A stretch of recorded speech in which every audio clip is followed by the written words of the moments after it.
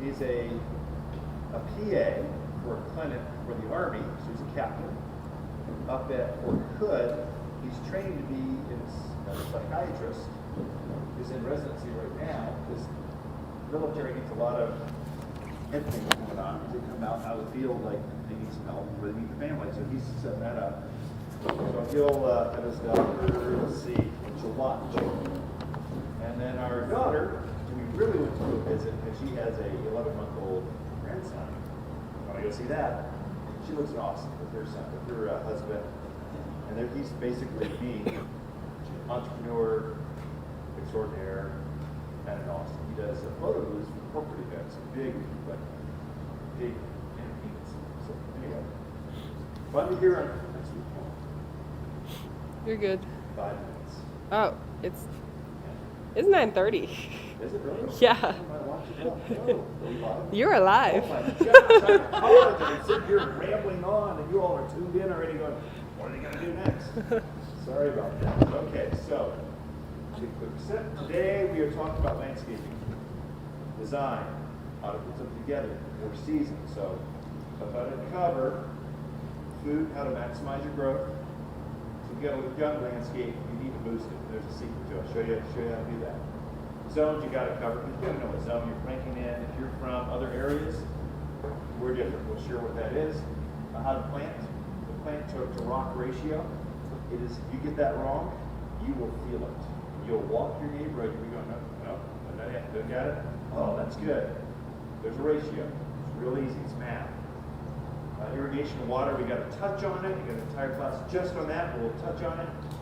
You folks that are here in the class, sorry, you should come in and see us. We're glad you're tuned in though, live. At your front row seat, right here. Front row, just like a student.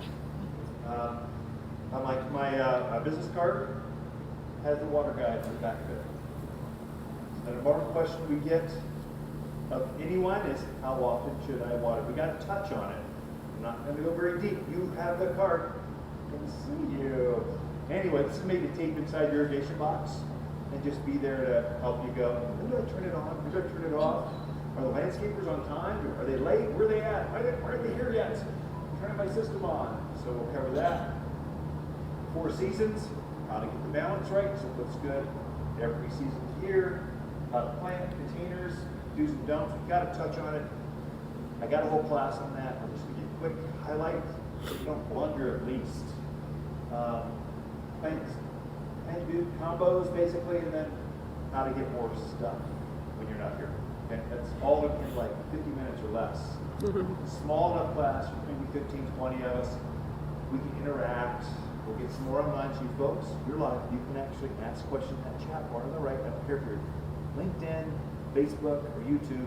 You can ask questions. We're there for you. We're watching all of them. Okay, who am I? Hi.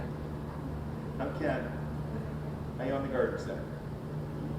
My daughter also owns a garden center. She's the next generation. She's 3rd gen. I'm 2nd gen. How does Ken and Mackenzie Lane come to own Waters Garden Center? Well, her mom is Lisa Waters, and her dad started the garden center back in 1962. That's kind of the story. Now, we lost him a couple of years ago, the founder. He was 85 or 86, something like that. You got to be careful when you get older, don't fall. Because if you break something, you might not recover. That's what happened. He was out like that. I think he was out gardening or doing staking trees or some manly thing, and it just fell and didn't recover. So he went out with his boots, with his landscape boots on. It's good, proud of him. But he started the place in 62. We came in 92, took it over, and then she's coming in 2022. There's a generation thing. So that's kind of who we are. So family owned, family business. My wife comes in often. Our dogs are here. It's family. Okay? You're now part of the family. Welcome. We're glad you're here. We've been gardening here for a long time. We kind of know what's going on. We know the do's and don'ts. I just want to share quickly with you, just so you make less mistakes. Gardening, you learn by making mistakes. That's truly how you can get some advice, but you're still not going to get it quite right. That's why it's so social. We connect and share with each other. Not. Let me show you how I did that. I'm just going to share a few things I do in my yard. You can do in yours that I think will like instantly make a difference. Let's go over growth in zones. We are a zone 7, believe no one else. You folks up in Prescott Valley, you think you're so special? You are zone 7. You folks in Chino Valley, you think you're all these farmer folk, big property, you are zone 7. Called 7. Maybe if you go out towards Mayor, you might be zone 8, but you still need plants to go down to, zone 7 is you need plants to go down to 10 degrees. We rarely see lower than that. Every once in a while, but 10. 8 is like 15. It's still cold. It's still 4 seasons. It's not like you're Phoenix. You need plants. Sedona, Camp Verde, Cotton, get those folks coming over because you got to make your Trader Joe run, Costco run. They stop by. We expect to see them after the class. Come on over the hill. Those folks, zone 8, you're basically the same. All that cold air settles, and so you get that cold air getting on top of you. You think you're on top of the hill, but you got wind blasts, that kind of stuff.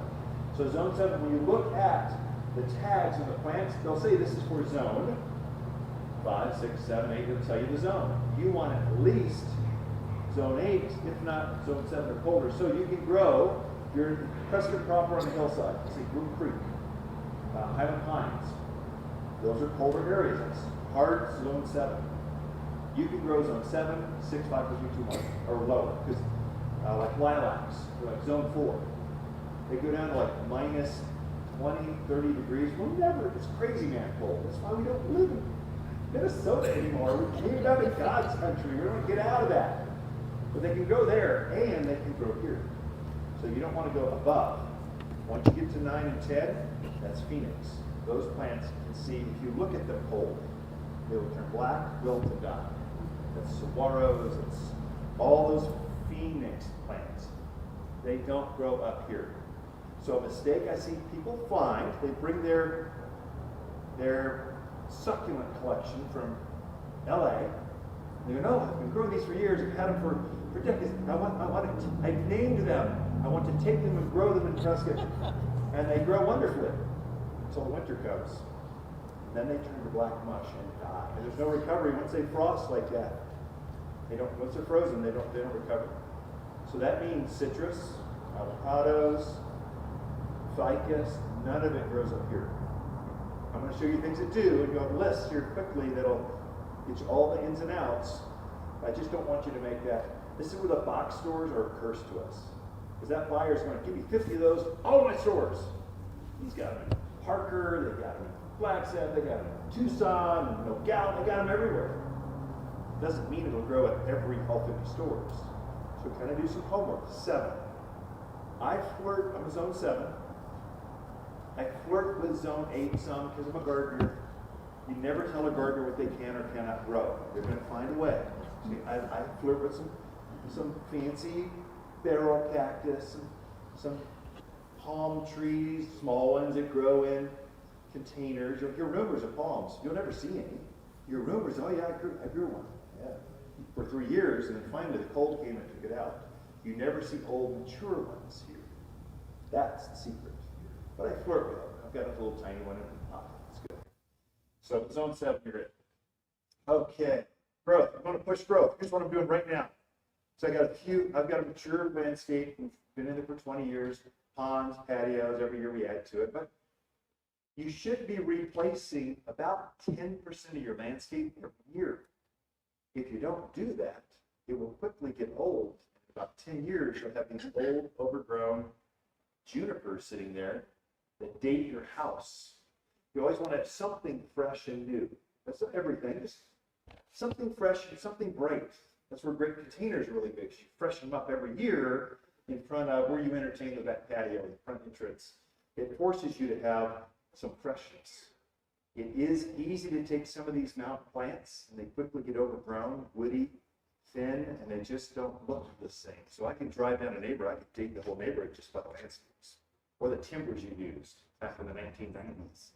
Or the cinder block you used to use to put I don't know, stucco over it. You can date neighborhoods, so you don't want to date your house. Keep it up to date. You need to remodel your outside like you do your inside.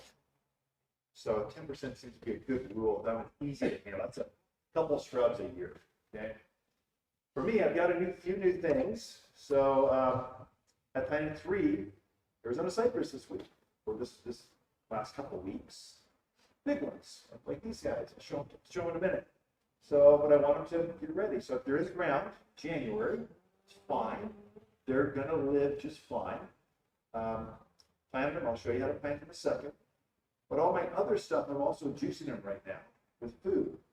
Food, there is no food in your soil. In fact, there's nothing good in your soil.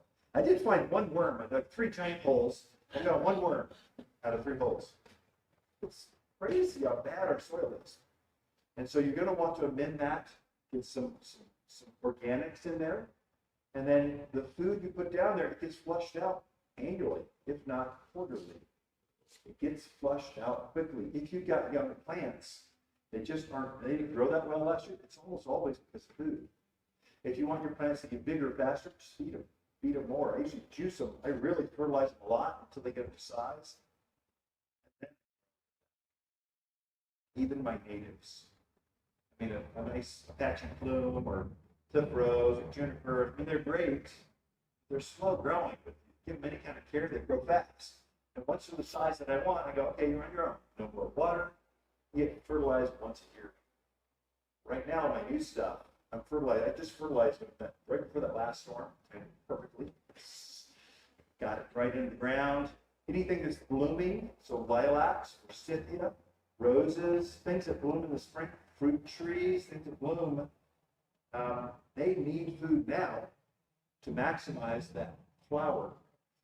So big complaint we have often is, I planted this lilac, it was so beautiful. It's just like my grandmother's. Like I just remember her lilacs. It bloomed for a couple, and it hasn't bloomed since. What's going on? Always is food. Our soil doesn't have any naturally occurring. We're not in the Midwest with 8 foot of topsoil. We have 8 millimeters, maybe, and the contractor scraped that off and took off the side and put your footers down. Some of you are gardening in little dead soil. You can plant something there and it won't grow. It just sits there looking, it mocks you. As a gardener, it's an insult. Just sitting there because the soil is just not, you didn't plant it right, you aren't fertilizing it. So if you're thinking fertilizing, think holidays. It's an easy one. Remember Easter, spring, things are pretty much going well. The daffodils are blooming by then, the forsythias are in bloom, but just fertilize them. Summer, Independence Day, kind of 4th of July, we almost always have the monsoon rains show up.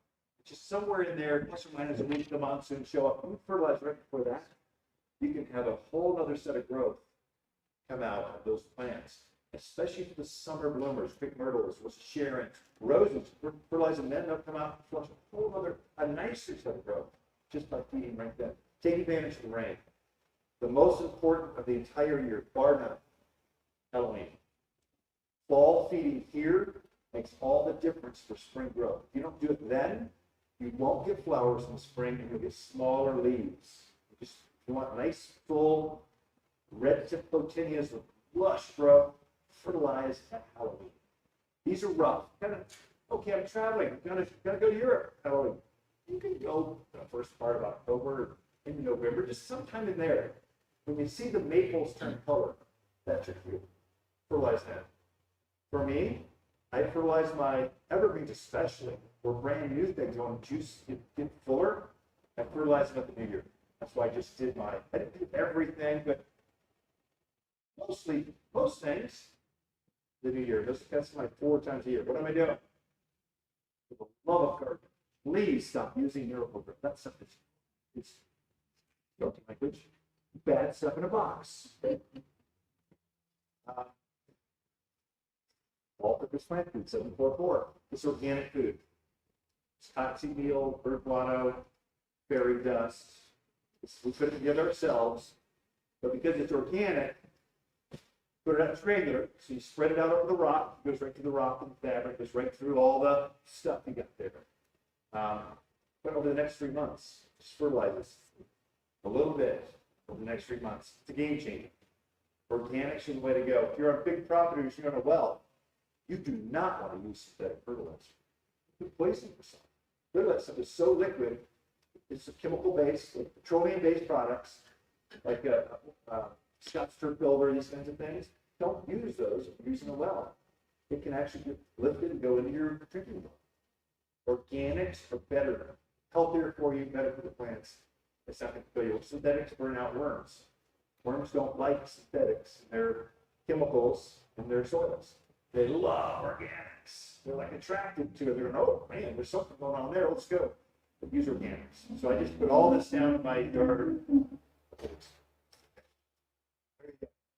We did food, zones, plants to rock ratio, 60%. 60% of your plot should be covered in leafy plant living material. The other 40% should be rock, or driveway, or patio, or hardscape. So hardscape to greenscape is what we call it. Greenscape is all about living material. It can be a ground cover. Trees take up a huge portion of that because a tree can cover gigantic areas of your property.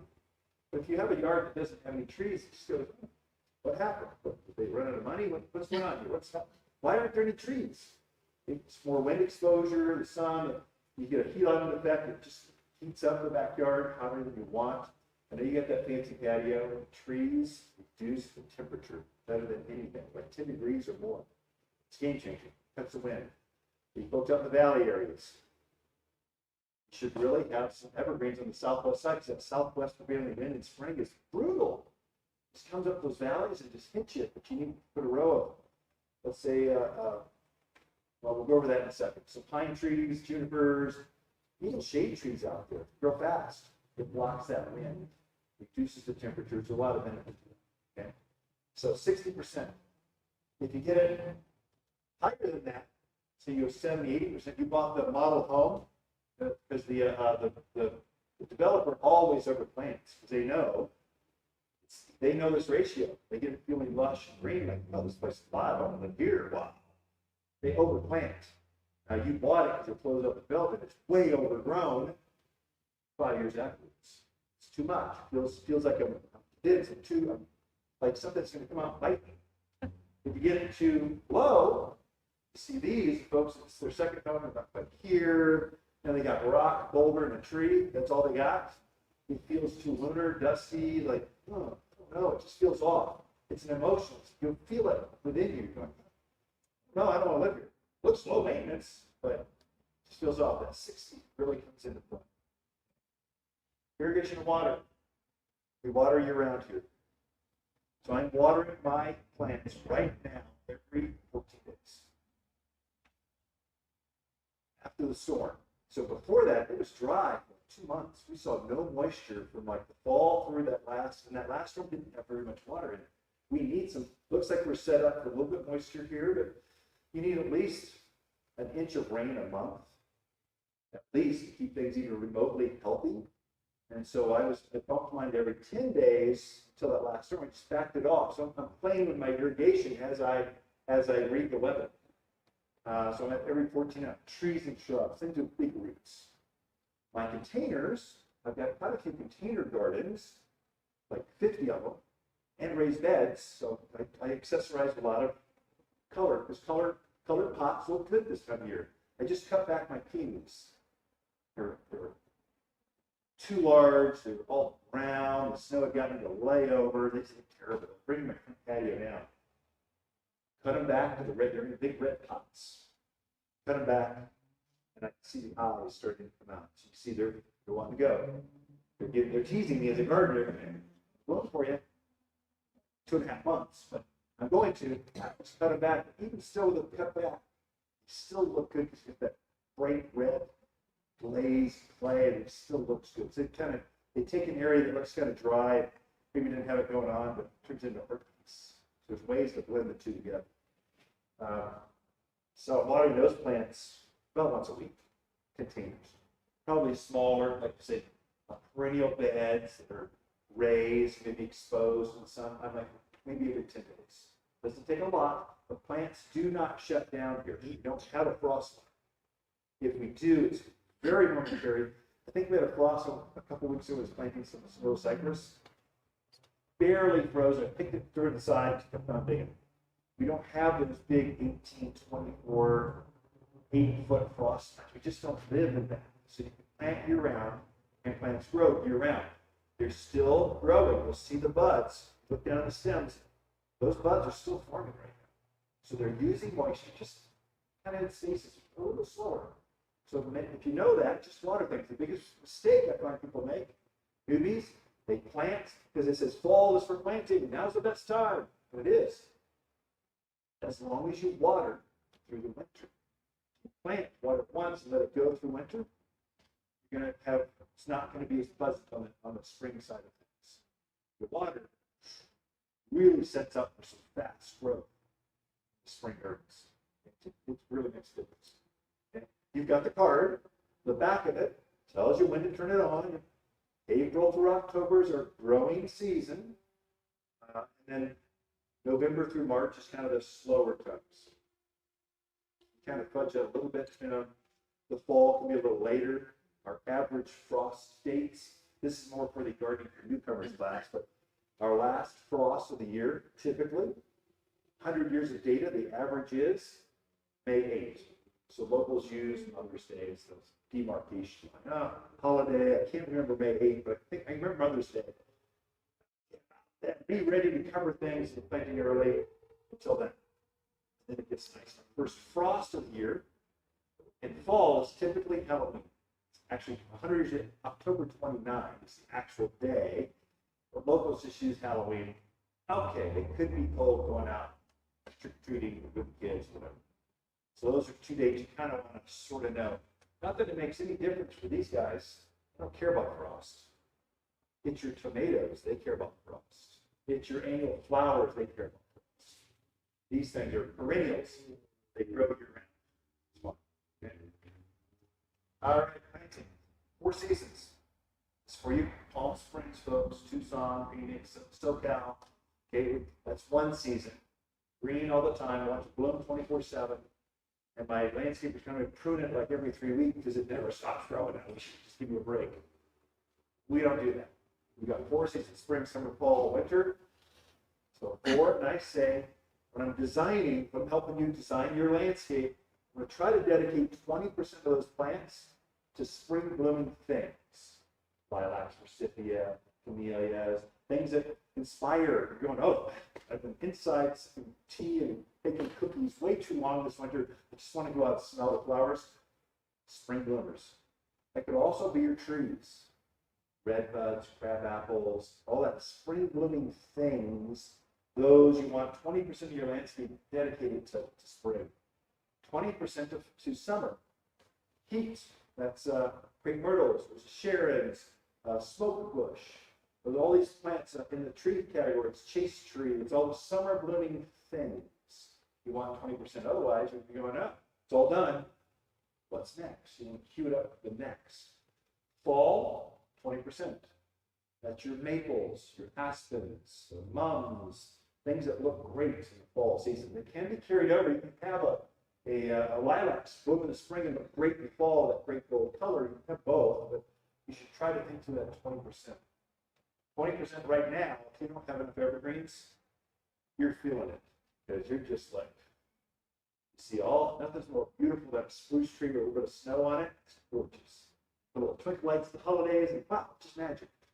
That's that 20% evergreens. The last 20% is your gardeners in January. You're here at a garden class. That's actually freakish. That says something about you. Okay, that's like interesting. That's not normal. So you are just gardeners. You want more plants. You just want to be.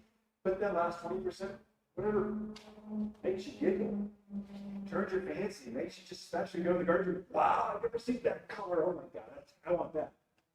Get to that. Or if this is your summer home, you winter down in Scottsdale, and you summer up here, you see a lot. Dedicated to the summer.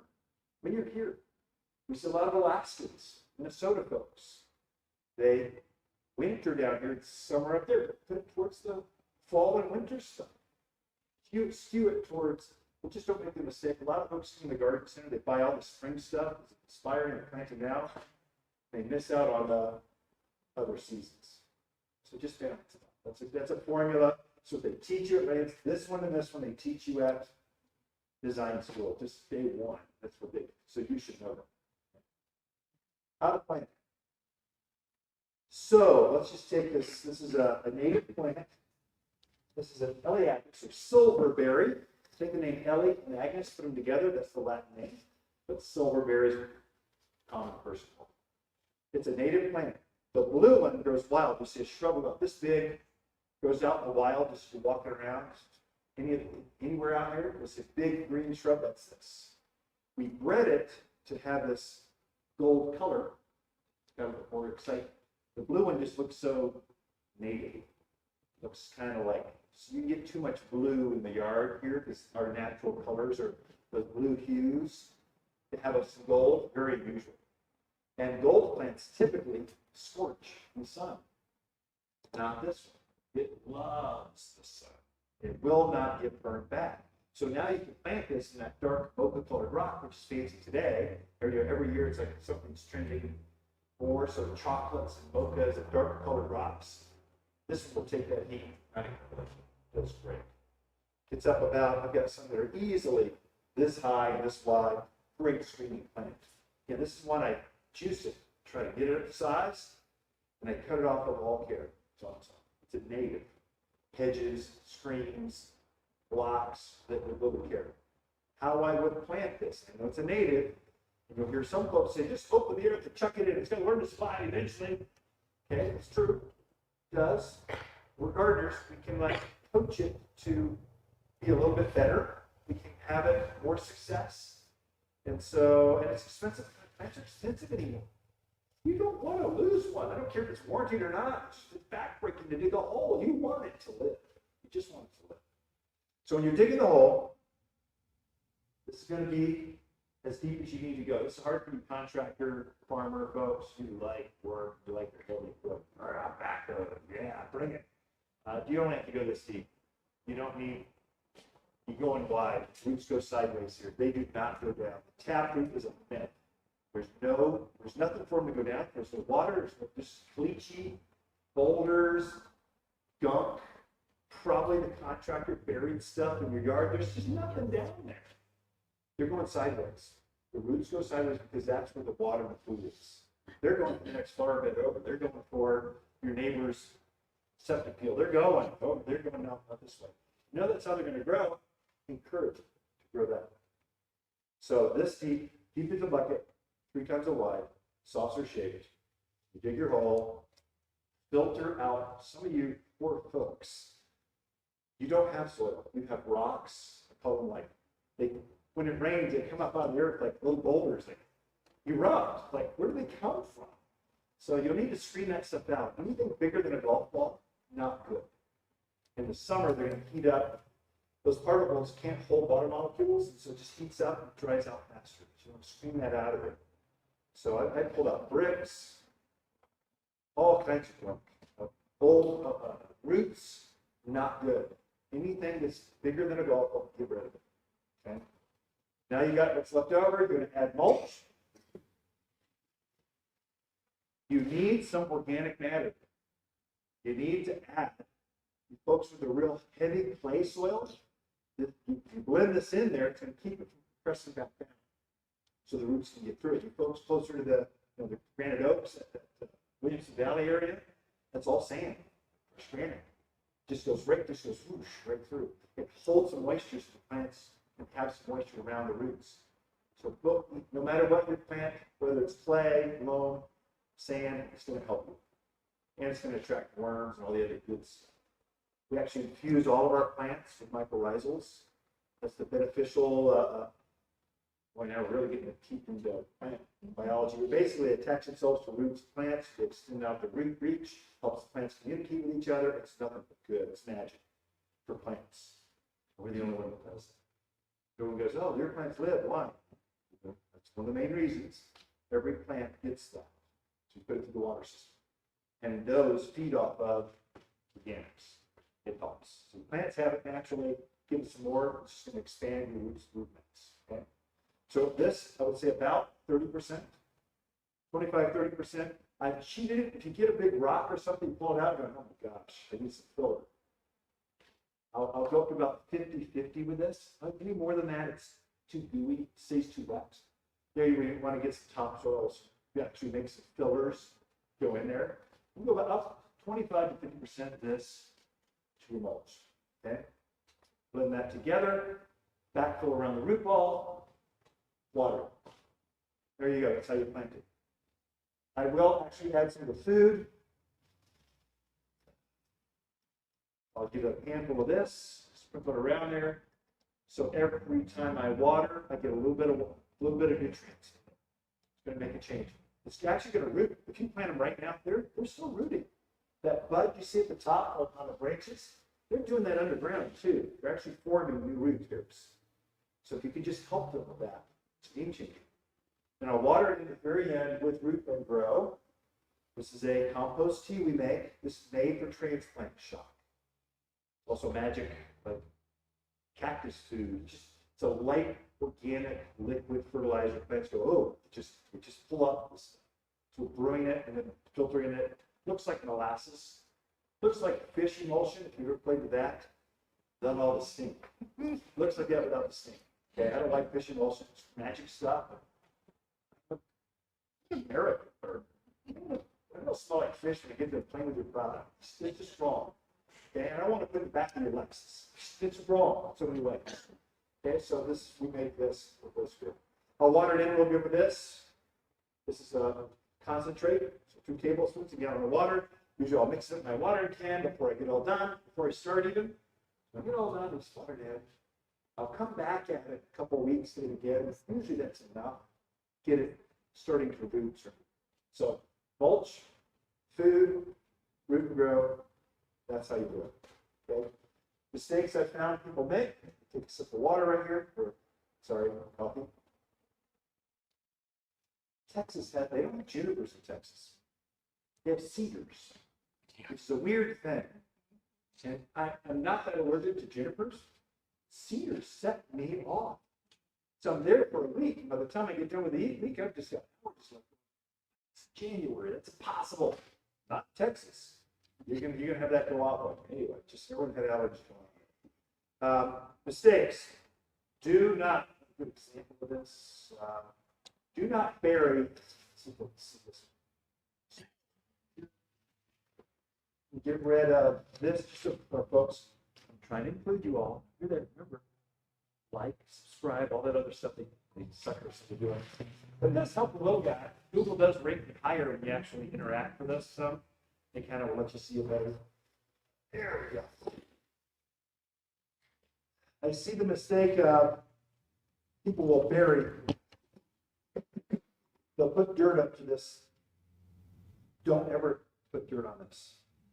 It wants to be dry. Don't bury plants. It's a surefire way to kill them. Especially little stuff like berries, blackberries. Well, they want to die. If you get any soil on that stem, they're out of it. Now, grapes, not so much. Raspberries, blackberries, no, they're gone. Roses can really get damaged by having soil touch there. So you want to be at soil level or a little above. Especially if you're out in the valley areas where the soil is really hard. So there, a couple of mistakes I made. So what Phoenix, this curse of U of A is our extension agent university, and Phoenix is our main media outlet. They tell you rainforest, plant in the divot, make sure everything's in a hole. Don't ever do that. You're doomed if you do that because we actually have rain. They don't. I mean, they get Phoenix 8 inches a year. We're getting 18, so over 2 times the amount of moisture up here. So if you rain harvest, put things in a little divot, it'll actually in the monsoon time. So usually August, September, we get a lot of moisture. It'll fill that up, and you're watering once a week, maybe more. Gardeners, some of you are gardeners, you're waterers, watering too much, and it drowns. Literally drowns. If you want to be at level or even out in the valley areas, I would say even a slight mound. So a little trick I use in Prescott Valley. Our first home here in the area was in Prescott Valley, back when they had dirt roads, and everyone had septic fields. It's called, what do they call it? Jackass flats. There weren't any mules out there. I think one farmer had one. They called it that. But long past that, just developing, coming online. It was affordable for young families. Very hard soil. I mean, caliche layers. A caliche layer, you've never heard that word till you moved here. That's a layer of calcium It's like a chalky gray band that goes through. It can be anywhere from a few inches to, I've seen it up to over a foot. It can be really thick. You'll see it on the road cuts as you drive down the road. You'll see a lighter color. That's a caliche layer. You can identify it. It's in your yard too. Water doesn't go through that. You have to break that up if you see it. So usually we'll take a digging bar. If we get into it, we'll take a digging bar. Just got to fracture it. You don't have to chuck it out here. Dig it out. Just fracture it so water will go through it. Gravity will do the work for you. Take a bigger planting bowl. We'll take what we call a chimney. We'll dig out a whole section of it just so water can drain. It's like putting a drainage hole in the bottom of a clay pot. It's doing that. Okay, but if water gets there, it'll just pool and start building up, and then starts drowning. You folks out that Timber Ridge, up that the spars, some view areas, there you have rocks, like boulders, under the ground. Sometimes you don't see them. So water will penetrate, it's got a bold rock shelf or something there, and it just starts to pool. And so if you put plants on a very slight mound, here I would leave about 2-3 inches of the soil, of the root out of the ground, and I would feather the soil up around that. And I put my irrigation on top of that, or I'd have my water basin around that. And that just ensures that if we have a wet cycle, usually in March, or in August, September, the monsoon, we have 2 wet patterns that really are dynamic here. And that ensures you get through that without damaging. Those 2 things. Don't bury the trunk, and don't bury the root. That is going to be a game changer for you. So that's worth the class right now. Remember, it's free advice, but it's worth the class. Okay, that's how to plant. Question, are we doing okay? Not too much? I'm trying to. Again, every time you buy a plant from us, you're not buying plants from us. You're buying garden experiences. We make sure you have success. If it dies, that hurts my soul even more than yours. And I grew this baby up. I want it to live. You're going to hand out on how to grow these things every time. Yeah. You'll have to tell us you don't want that the time you get done. Containers, real quick. Again, I've got a whole class of just containers. I brought this one here. This is a camellia. It's tricked. It's so warm. This year is much warmer than last year. These didn't even bloom until like March last year. They're already going, oh, I think I'll start now. This is a winter blooming camellia. This is when it's the first plant to bloom. This is winter blooming jasmine. They're the first 2 plants to bloom every year. It's an evergreen plant. Gets up about chest high. I've kept them hedged down about hip high. So they naturally want to go up about this tall. Californians love your camellias. Most of them are tropical. They won't grow here. This is called Ice Angel series. It's a zone 7 plant. I think it might be zone 6. It really goes down to close to 0. In my house, came through fine. And it blooms every year, evergreen. Well, it's tricky in that it doesn't like sun. Doesn't like sun, doesn't like June sun from like 10 to 2. It'll take a lot of sun, just won't take our midsummer sun. So you want it on the east side, north side, in containers under the patio. It thrives. I've got mine on the north side of the house, in a 2-story house, a patio. It's always shade. Loves it there. So that's where you put your hollies, I guess I should mention that too. Now, let me finish containers, and I'll go back to them. Remind me. What was I going to talk about? I don't even know. So, we have a lot of influence in Mexican clay here. It's that Phoenix design. Flair, that's those terracotta pots with the charcoal kind of staining on the sides are very pretty. Don't ever plant in those up here. Those are bad clay. They don't put them through a kiln. The way they get that character to it is they put them in a fire basically. So that's where that charcoal kind of stuff comes from. I've literally tried to sell them here because they're so pretty. Designers love them. I've literally had them melt in the rain. They just aren't good. They aren't good for here. I don't use Italian clay. So that's the traditional one your grandparents use. Or the fancy new German. There's a real bright red, it's higher quality. German clay is even better than Italian, especially if you're German. So that one's I don't even use those. They break in the winter. That material clays, as it freezes and thaws in the winter, that moisture inside the clay expands, and so you get a lot of flaking, cracking, breaking. They just don't last. You want to be real careful which clay you're using. So, of course, water starts. We only have clays that are high fired, so they got to, this is serious. This will take our cold and not break. We're trying to get pure, different colors. We actually, this is for interior, exterior designers. They love coming here. I spent a half a day just looking at pots. So these are high fired, made to grow outdoors clay. Just be aware. We have a lot of folks bring their clay pots. They go through the first winter and they're just flaking. I would say the fancy Spanish pots. That's ones with the bright colors on them. They have designs on them. Not good for outdoors here. They're not high fired.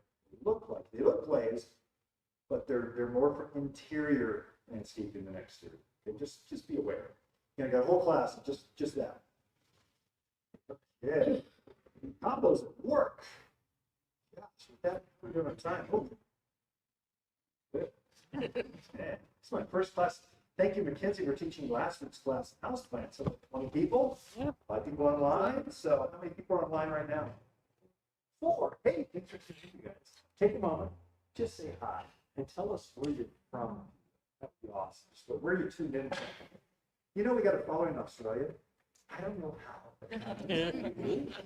So if you ever miss this, you can tune in. So we're streaming this live every Saturday at 9:30.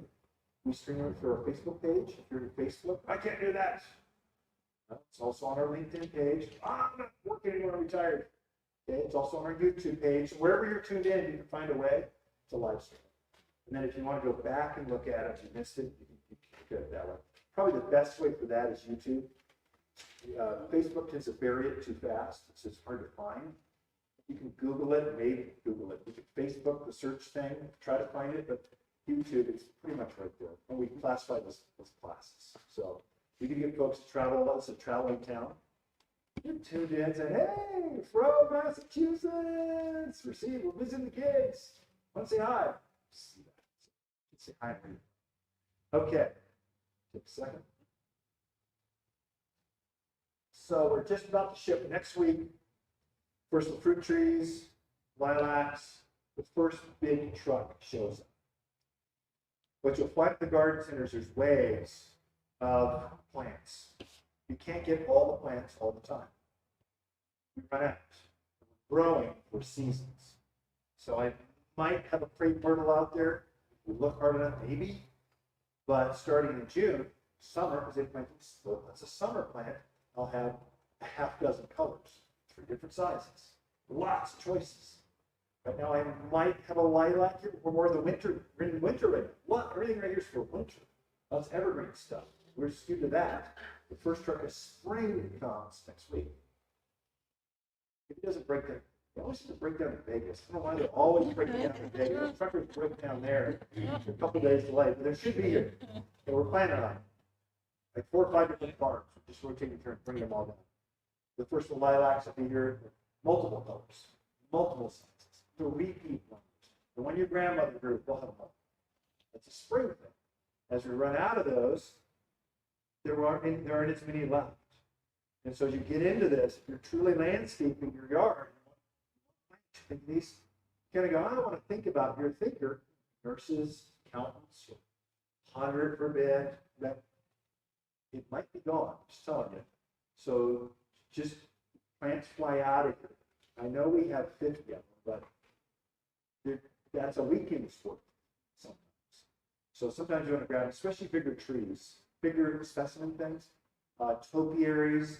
These things are topiary, just the pom-pom spiral shaped things. Those are like 10 years old. We had to start 10 years ago treating this thing to get up to the size, and each one's got a personality. If one's calling to you, don't think about it, just grab it. Because it may not be here, not put pressure on it, not I don't even have anything to sell it. It's got winter stuff. But as we get into the magic of spring, it gets pretty ferocious. The plants are loading the truck a day. So a typical thing I hear is, oh, dang it, I missed it. I wanted that smoke bush still. The new one, the gold colored one. But they're all gone. We grew so many, and then It's not like a machine, you hit a button and more come out. It's just, that's it for the season, the crop goes out. Tomatoes, zucchinis, boy, if you find them, grab them right then, because they'll be gone like in the afternoon. Some things move that fast. Just so you know, things cycle with the birds. Okay. Fruit trees will be, they start next week. Lots and lots of interest. So we tried it last year. They call them cocktail trees. So we've grafted multiple varieties. Let's say a peach, an apricot, and a plum on the same tree, or 4 types of apples, or 3 types of pears, or we've taken 3 types of peaches or cherries in the same pot. So that we tried that last, we sold out of that. We tried to get more, we couldn't. So now we've upped that. So we got more cocktail. I think it's because the yards are smaller now. You just don't have room for it. You have room for 2 apples in the backyard that pollinate each other. I do it with 1 tree. I got it, now I can have this and a cherry that's doing that, or my maple, or my all in the same yard. I think that's part of it. So I don't know. But it was interesting how quickly they sold last year. So we're trying to, that'll all be at next week's truck. That's coming next week, right? We get that right? Last week, No. Or thereabouts, whatever that is.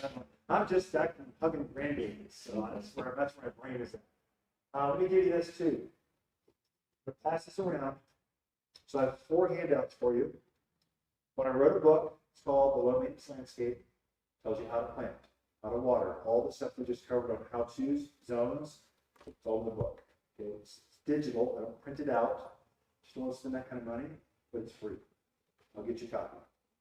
I've got what else? Anyway, there's 4 handouts. I'll send them to you. And I think you folks online, you've already got them.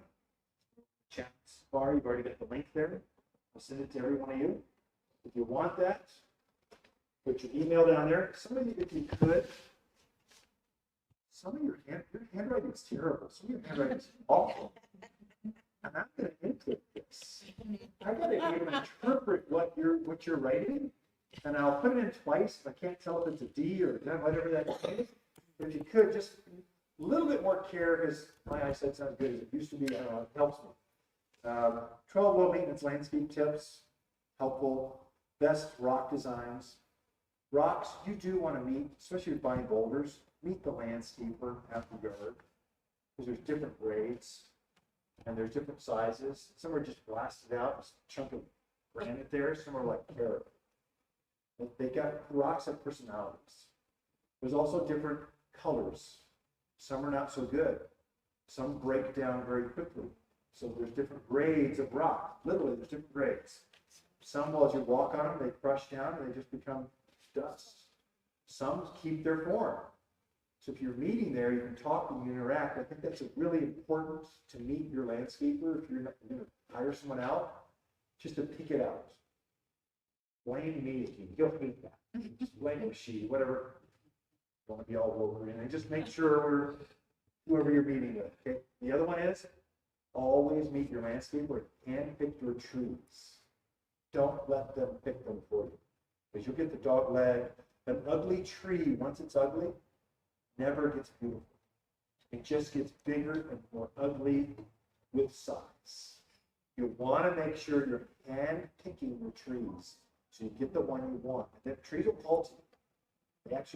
It's funny to watch people shop for trees. Shrubs, I don't care so much. And they grow, they're big. Okay. Unless you're really into exotics, topiaries, pom-pom stuff, you want to hand pick those because they've got character. Just things that I've seen most with, hire it, just give me the best price. They're not happy with their landscape outcomes. I like it because you're coming and going, I hated what they put in there, I want to trade it out. And I make more sales with my friends. I'd rather just have you have a good experience. You can accessorize your flowers and pots. I got all that stuff too. So anyway, that'll all be too if you want that. If you're part of our garden club, and if you're not, you all should be. You should be, because you're like January garden class. It's like 15 degrees out here without the snow. I read a weekly garden column. It's submitted to the newspaper. They pick it up. They love it. Actually, submitted to 3 different newspapers, actually 4. Pick it up. Some are digital, some are physical. But they usually take out the title, change a picture, and they take all the embedded links in. So if you're interested in compost, and mention I'll just go, hey, if you want more on compost, here's another article that I wrote compost, or whatever it is. They take all those out. It's much more interactive. It's from my desktop to yours. So if you want that, that's good. Also, that is the outline every week for the podcast and radio show. So it's hard to come up and talk for an hour straight about gardening when there's snow on the ground. What I do, I write an article on house plants in January, because that's I know the Christmas tree just went out of your house. I know there's a big void in your living room, and you kind of want some green things. So I'm talking to gardeners. Well, let me show you the ones that really work out better this time of year. The bathroom plants that take more humidity are the ones that have proven to help you sleep better in your bedroom. Those are the articles typically then. So I write that, and then that's the outline for the radio show. So the radio show broadcasts 8 different terrestrial towers, traditional radio. Those of you, I've got satellite. There's still people listening to radio in the kitchen or whatever. But a lot of folks are moving over to satellite podcasts. We break those up. So there's a daily podcast. We have 6 segments. Every day, a different segment goes out, and the article is the outline. It's trending very high. So it's like 26,000 downloads this year. It's kind of interesting. I don't get it, but they're from all over the world. If you're from England, say hi. Okay. Gophers, let's touch on that. Some of you, especially it seems like Paulden, Skull Valley, Chino area, it's like gopher heaven out there. Like the ground looks like a bomb went off. There's mounds everywhere. If you've got that, they are going to be interested in your plants. They're going to try them. They're going to love your fruit trees, love your roses. They're going to love certain things. Feed them to the ground. Literally, I've seen my broccoli, like in the cartoons, disappear in the ground and sucked away. Literally seen that. They're underground rats. They deserve to die. You get your marine on, and go after them, land the beaches, and take them out. They don't deserve to be there. And so, if you have that, you need to figure out how to kill them. I've got to go to the website, take the gopher, and it will show you how to do it. Or you've got this whole AI thing going on. You have an AI bot, just go, hey, can you tell me how to kill gophers? We'll just go search the whole website, tell you what it's all about. It's on watersgardencenter.com. It's right there. This is an easy out for you folks that have more heart than I do. My wife is a huge heart gal. She cannot kill anything. Butterflies, bees, which gopher can't. I can't, but she can. This is a gopher shield, gopher cage. You plant inside this cage. The stainless steel. So they can't bite through this. Even the pups, the smaller gophers, mom kicks the small ones out, they cannot go through this, and it's stainless steel is not going to rust. Whereas chicken wire does. Anytime you double down on chicken wire, trying to get the holes small enough, then they'll rust out in 10, 15 years. They come out. This is a good way to go. I still think you should just skip this and kill them, but that's just me. There's ways to do that. And if you have trouble, let me know. We can give you a hand. We can help you right through that. That's a deal. Javelina earthing, pigs. Not really pig, but there's this wild boar looking thing that digs up the gardens. That's the thing. If you have that, go to the website. Javelina plant. Tell you which ones are javelina resistive. Sometimes they're not good to plant. Sometimes they're just after fun. Because you planted something, loosened soil up for them, and they're going, hey, look, let's throw this like a soccer ball. They just throw it around the yard. They don't eat it. They just throw it around. Use that. We have deer. We're now seeing in the valley areas near the airport, antelope. Because they're being displaced. So antelopes are now showing. So we're having to deal with, I think I'm going to write an article this year on antelope resistant plants, which I'm sure will be a variation of the deer resistant plants. But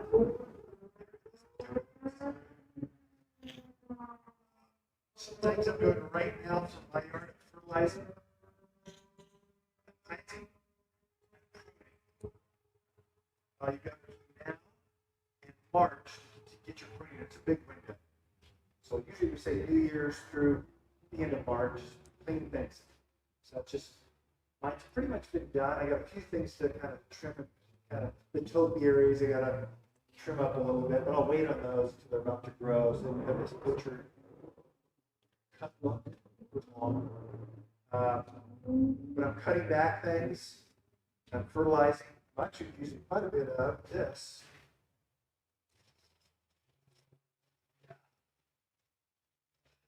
Sorry if you folks on camera, I'm showing you my behind. That's supposed to be that paper stage. There you go. Shredded cedar bark. I love shredded cedar.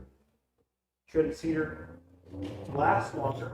Cedar tends to repel bugs like aphids are going to be a problem here shortly. If it stays like this, we will see aphids. Like probably already there. We don't see them. Helps repel those guys. What it does is in the spring we get this deep freeze thaw. It's like this thing that happens between now and really the end of March or so. So the ground will actually start heaving. So it starts to freezes at night and then thaws. And get this expansion. It looks fluffy. Looks like the roots are rising up out of the ground. It's not good for plants. It's terrible. It breaks all those root hairs. So this, I'll use a 2-3 inch layer around my. It looks good. It's not good. It really is there to insulate the roots, so I don't have that freeze thaw heaving of the roots, especially around things that blow in spring. The lilacs. I'll protect it. Put a little bit on my peonies because I took all that foliage off. The eyes are starting to come up. I'll just put it on there to kind of take the edge off, like a blanket. And then as spring comes, I'll just kind of spritz out of that. It just looks like cute little circles in the rock. It looks good. It is not natural to have rock going right across your yard. Up to your roses. That looks foreign. Right up to your trees. That doesn't look. Looks better to have under plantings or a little space for the plants to grow. Okay. You'll figure that stuff out. Let's go down the line. This is.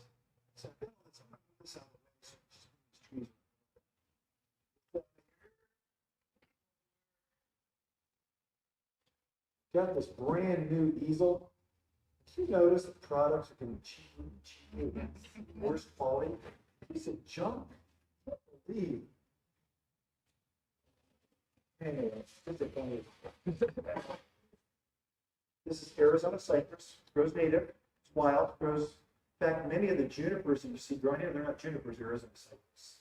The only way I can tell is the junipers put on a little tiny berry, and this one puts on a little tiny pine cone. It's about the size of a ball. That's the only real difference. But the foliage itself looks very similar. Not an allergy problem. Actually, junipers aren't an allergy problem, unless you've got a bunch of male junipers out there.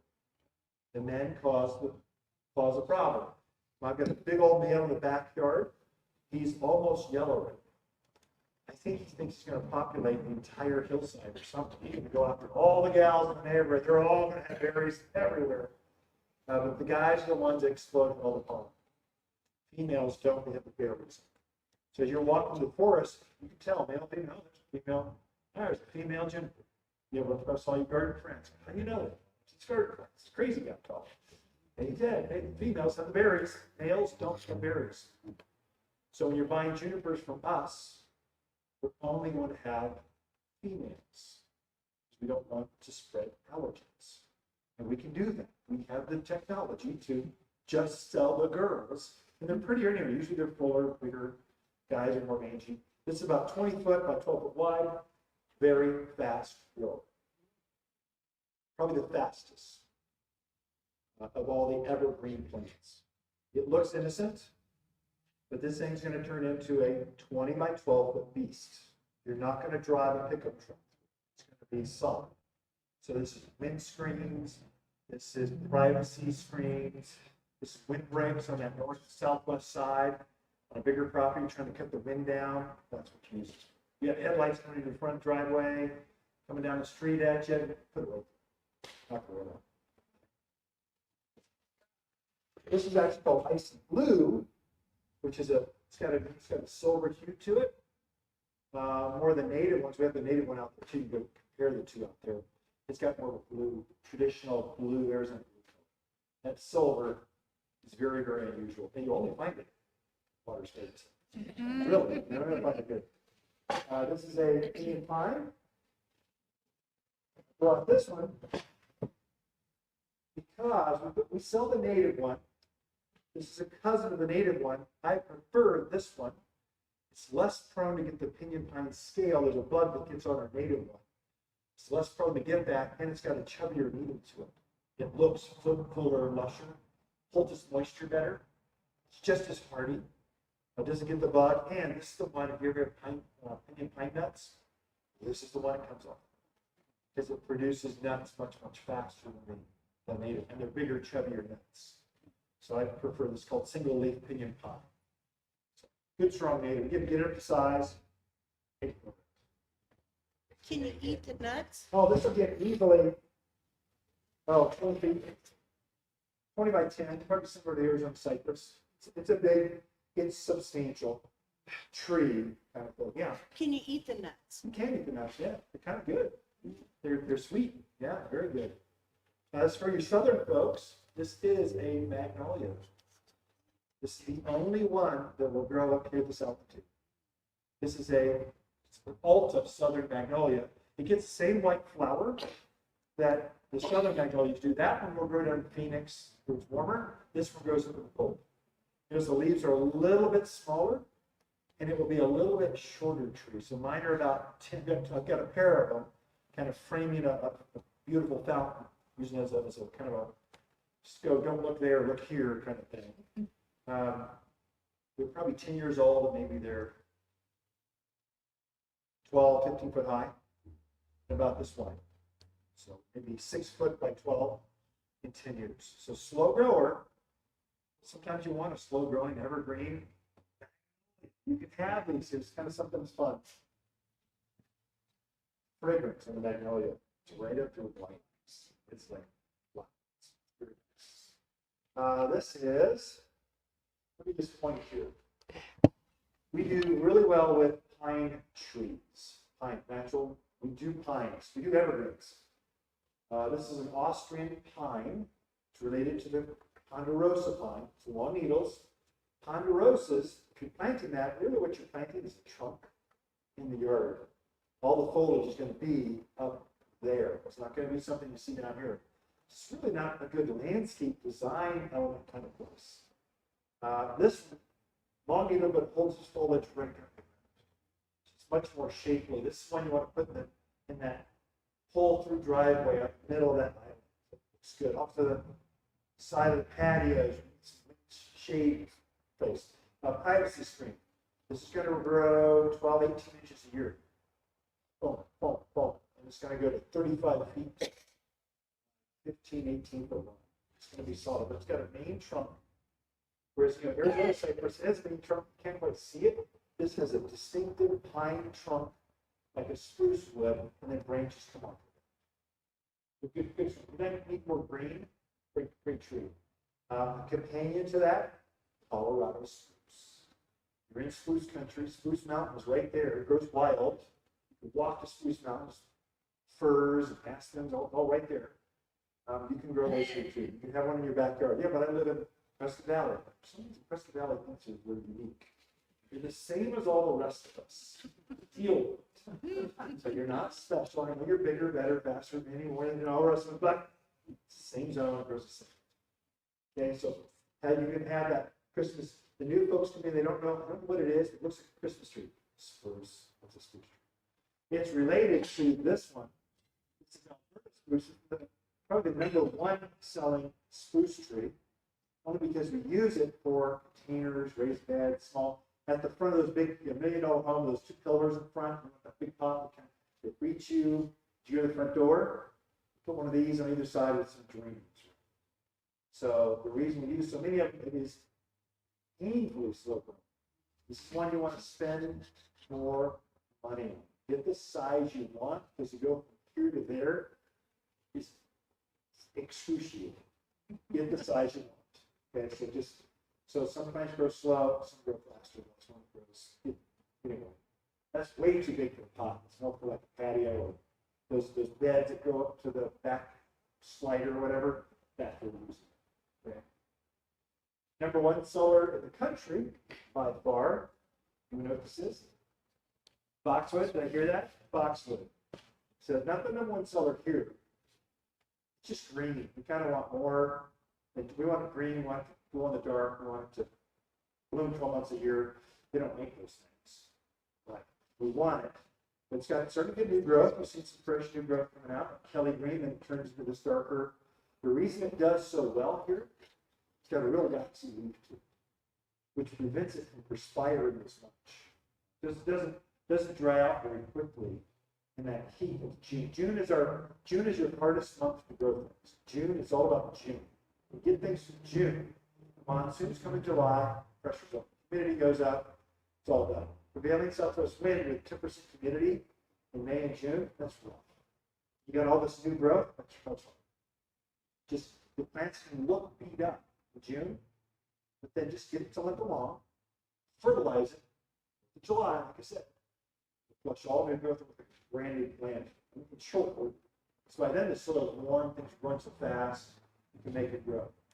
Boxwood, short plant, use this to line the driveway, the front door, in pots, raised beds, you use a lot. You got a raised bed, you want, let's say you're stuffed up, you want something to kind of give you an anchor it, have petunias flowing over that. That's how we use it. Nice evergreen plant. This is what it does in the spring, it does in the fall, what it does every month of the years. One that's companion to that, Californians love this. This is called Nandina, or heavenly bamboo is common. Because it looks like bamboo, it's not bamboo, it's not invasive, but it has a similar stem to it. The leaves look like this. It is evergreen, it looks like this. Mine is actually bright red right now. You've got it in more sunshine. So if it's in more sun, it turns bright red in the winter. If it's in more shade, it'll stay this kind of color. We do a lot of varieties of Nandina, and animals don't eat this. It's surprisingly hard. It's a real fibrous root mass to it. Makes it very robust. Grows in a container, raised beds, right up in the yard. Surround it with asphalt, and surround it with a herd of deer. It's going to grow fine. Nandina.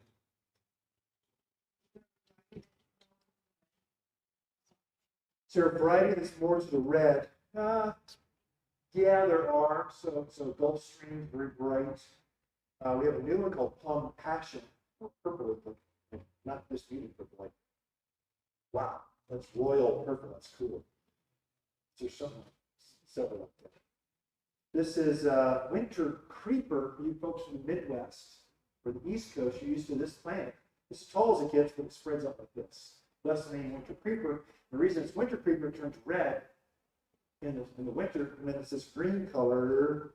It didn't quite do it justice, but it's got a green with a variegation to it in the growing season. It has lots of character to it. So that's a good one. This is blueberry. I think in 3 weeks we're doing a fruit tree class.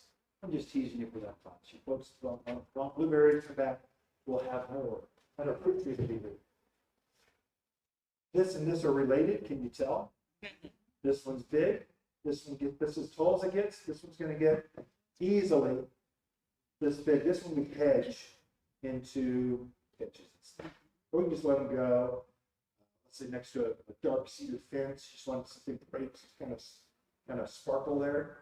This would be a great one for that. So, euonymus, golden euonymus, winter creeping euonymus. This one you may not be familiar with. This is Indian hawthorn, or Raphioliptus, the Latin name. This is evergreen. Takes the sun, like brutal sun. Folks on the ridge line, nothing but sun. And then let's just add some wind just for measure. It will take that, no problem. Gets up about, most of them about knee high or so, kind of spreading like this. And has a very bright pink flower in spring. It's quite fragrant. It's very good. So I use these in my pots. I mean, you saw the driveway. Get big pot driveways are just, I don't care what kind of RV you're parking in, they're just big boxes. Okay. Want to soften that up on either side. I've got a big pot. Then I put these in it because they're just evergreen. They bloom. Then I put some flowers. Just add some light to a big square box. We all have them. black eucalyptus, an Indian hawthorn. But this one only, I'm doing on time. I'm almost in. I'm almost in it. Don't put the refrigerator yet. You can hold it. Wait, see to me. I brought it. I know it's brown. This is miscanthus deer grass. It's a native. It had a bright pink flower to it in the fall. It's quite striking. The sun goes through it. It's magical. Super hard. Animals don't bother. I bring it to you just to say for two reasons. You're in prairie grassland country. We grow grasses better than most people in the country, in the world. Those aren't special because we grow so many varieties, and they all do really well here. And we get a slight breeze all the time, so it adds a lot of drama to the garden. It just adds magic. Just butterflies like them. But I brought it also to bring these things back. Most folks don't know how to handle grass because they're not used. They don't come from grass, so they use a lot of ornamental grasses. But you cut this one back now through March. Now we just take the lawnmower, the weed whacker, and just go be brutal and move on. That's all it takes. It's not complicated. The biggest one, the pampas grass. You see real big grass with big white plumes on top. It's probably head higher above. That one you should cut back too. You should cut back. You'll see usually about knee high. You'll see these curly Q kind of matted areas down below. Cut it back to there, not quite right to the ground. Most other grasses you grow right to the ground. That one's a little bit bigger. Cut it back. If you don't do that, you'll have brown and green coming out. This green and brown, it just doesn't look vibrant. Cut it back, fertilize it. It'll have all brand new color, brand green, bright green. The plumes will be nice. If you're fertilizing that one more regularly, you get these huge plumes of mortar. You don't fertilize it as thin, wispy, not very nice plumes. That's what they're fitting you. So fertilize it. Don't be afraid of grasses. Have fun. Play with this. You're in grass country. I tie it into this one. This class I put together in my head with the plants. This is yucca. It is not a grass. We grow a lot of yuccas. We don't grow a lot of cacti. So saguaros, yeah, we grow prickly pear and choyas. Some clearcuts, little tiny hedgehog. Those are basically it. But we grow dozens of dozens. These grow wild. Mistake I've seen some folks make, they let their landscaper, their maintenance guy, go and cut the grasses back, cut the wildflowers back, and then they cut these things back. Don't let them cut your yuccas back. All you do with these is if it had a flower on it last year, it's red yuccas, yellow yuccas, this is soft-leaf yucca. If it had a flower, just cut the flower off. Leave the foliage intact. Okay, so I've seen too many mistakes where they just whacked it. These guys have a power tool, they don't know when to stop. So don't let them do that to you. This one you're probably not going to mess with. This is agave. So now there's probably hundreds of varieties of agave. Many of them are tropical. So the big blue agave, they make tequila. You look like that guy. So there we go. Yeah, you know, it's that big blue one that's like this. It's magnificent. I have tried to get them to grow here because it's so beautiful. It is a solid zone 9 plant. I just can't even figure out how to do it. This one is a zone 5. It grows on the top of the branch on mountains at the highest peaks. Coldest of the cold does it just fine. So these are perennial. The other ones are more tropical annual. Okay, so this is also called a century plant because the rumor is once every 100 years it blooms with this huge, huge flower. It grows up 12 feet tall. You can almost watch it grow by day. It's kind of fun.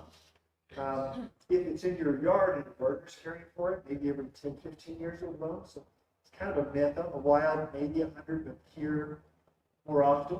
So you're seeing little pups here. You see a little pup on the side here. So when this thing blooms, the mother plant dies. Pups take it. So the way this actually works, look at this. You're walking out the backcountry. You'll see a cluster of agaves. You'll see the mother plant grew up. 10, 15 foot stalk, and she falls over. Seeds over there, and her pups, her family takes over. They're trying to spread by basically tumbling down the hillside. That's how these guys are programmed to. That's why they do what they do. They're beautiful. Pollinator bees will be all over, butterflies will be over. They love them. So agave or citrus. Number one, I don't know, perennial soul. Looks a little rough. This is Pinka or periwinkle. It's got a lot of names. This one, be careful where you introduce it. It can be kind of weedy. It takes over, it chokes out everything. Nothing's, no weeds, dogs. If you stand still long enough, it's going to try to get you, this is my space. Nothing grows here but me. So it's good for containers, raised beds, flowing over, use that a lot there. In places where everything else dies, like underneath that huge juniper you have in the backyard. I pruned up a juniper, so big blobs, pruned it up, and then I've got a piece of art underneath it. Some lighting to it. It's now a garden space. Nothing would grow underneath this juniper. Junipers litter, so they poison the soil underneath them, so nothing else can grow. They want this space for them and them alone. They don't want to compete. So that's their defense. So they bury it, just litter coming off the tree. This took it, and there's another one called mahogany or Oregon grape. Those two are now growing. It's stunning. It's really pretty. So down lighting up lighting. The tree has got character. It's one of these pretty big, multi-stemmed character alligator junipers. Unfortunately, he's a male. So I do have some allergy issues with that. And it goes in. That's just for a few weeks. I did a video, one of my top trending videos says Juniper on Fire. That's the title. I just took a digging fork. Hey, let's just see this thing's about to go into, it's about to explode with pollen.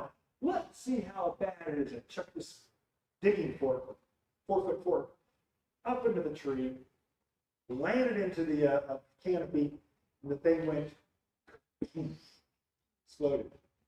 Shot it out. And all people can tell me from Australia, hey, you too. It's okay, we can expand. It's a story, it's not the truth. It's not on fire. I know it's not on fire. Stop telling me that in the comment section. Anyway, this is Hinton Chick.